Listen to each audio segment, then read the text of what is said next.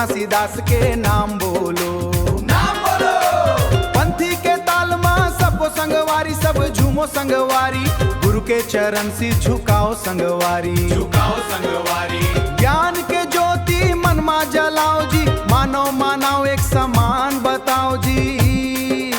सत्य के रास्ता में चलना सिखाए गुरु, जग के अंधियारा ला दूर भगाए गुरु।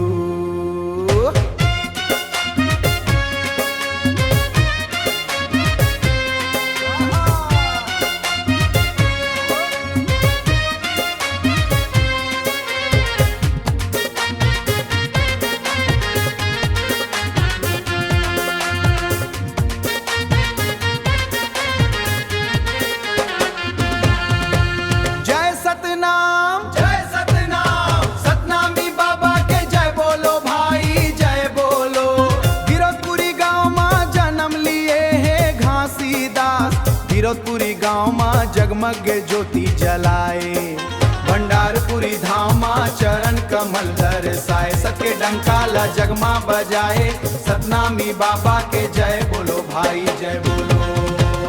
अघन मास में जन्म लियो, पुन्नी के दिन सुहाए, सात वचन के बाबा अमृत रस बरसाए।